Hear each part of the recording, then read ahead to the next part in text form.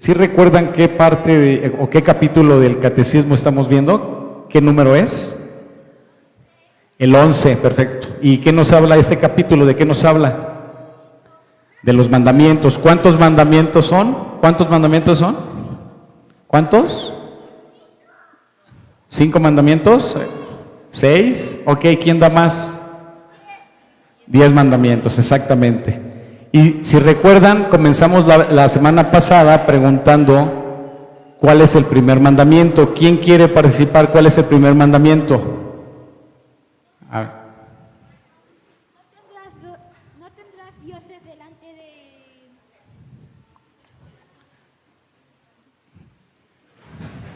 Ajá. No tendrás dioses delante de mí. De mí. De mí. Efectivamente, no tendrás dioses delante de mí, Samara. No tendrás otros ojos delante de mí. Dioses delante de él. Evan.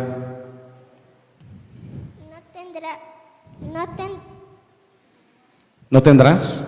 No tendrás otro Dios ajeno delante de ti. Así es. ¿Qué quiere decir esto? ¿Que hay otros dioses? ¿Sí? ¿Será eso lo que nos quiere decir el catecismo cuando nos advierte que no tendrá otros dioses delante de nuestro Dios? ¿Quiere decir que hay otros dioses? ¿Que podemos tener otros dioses? ¿Qué quiere decir?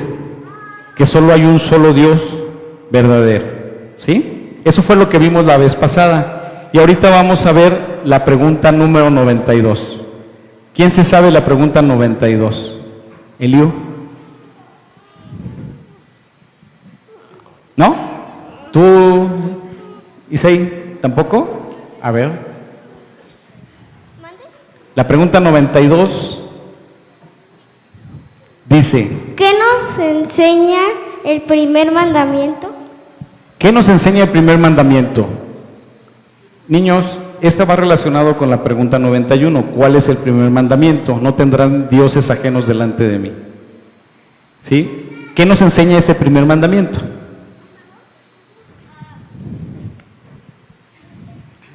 Que debemos adorar solo a Dios. Solo a Dios debemos adorar. Que hay que adorar solo a Dios. ¿Ok? Que debemos solo adorar a Dios. Isaí, Eliú, ¿no? ¿A quién debemos adorar únicamente? Solo a Dios, únicamente a Dios. Y para esto el catecismo nos cita 2 textos. ¿Quién se aprendió de Deuteronomio 6, 13 al 15?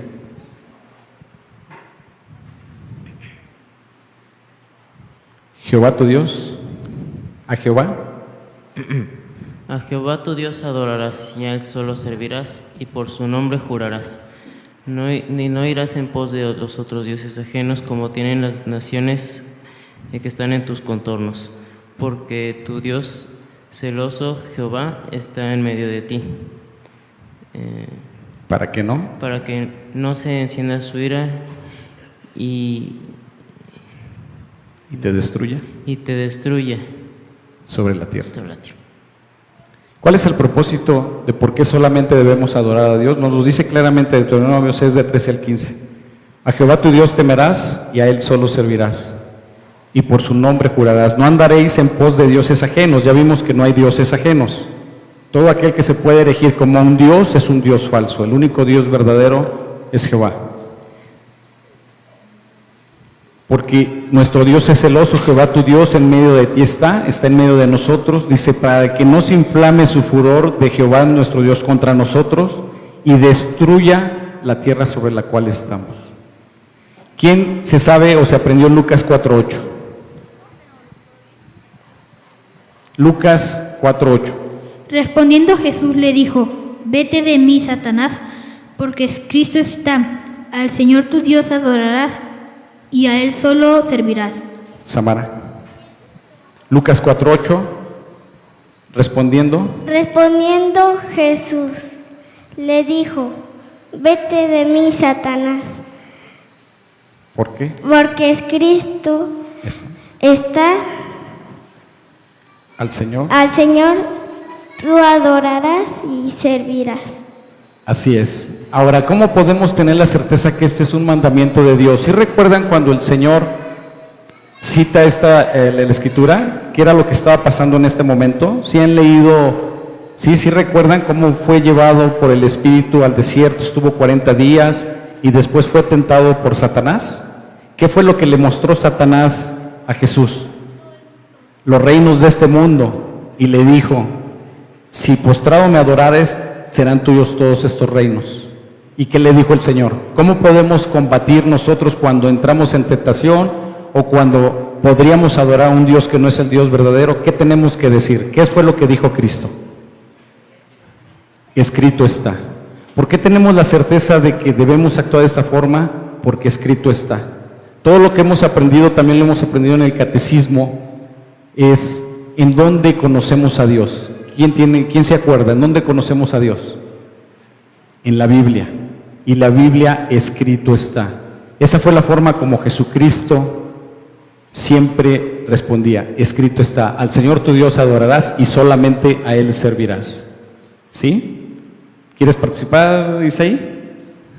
Bueno, entonces todo esto, niños, como siempre les he comentado, hay dos preguntas que todo es importante, todas las preguntas del catecismo son sumamente importantes, pero hay dos que si las podemos entender en nuestra mente y nuestro corazón, nos va a ser más fácil entender todo el catecismo, aún toda la escritura. La primera pregunta, ¿cuál es? Esa siempre se las he dejado de tarea. ¿Quién te creó? ¿Quién los creó? Dios. ¿Quién creó a nosotros y quién creó todo lo que existe? Dios. Dios. Y la segunda pregunta, la pregunta número 4 del catecismo: ¿por qué Dios te creó a ti y todas las cosas? Para su propia gloria. Entonces, si Dios nos creó y asumimos y entendemos que no nos creamos a nosotros mismos, que Dios nos creó y nos creó para su gloria, podemos deducir que Dios no va a aceptar que adoremos a otros dioses. Podemos entender que únicamente Dios nos creó para que lo adoremos a Él, porque Él fue el que nos creó, que Él no comparte su gloria con nadie. Entonces, siempre, niños, vayan a esas preguntas, siempre que tengan alguna duda de qué tienen que hacer, pregúntense: ¿quién me creó?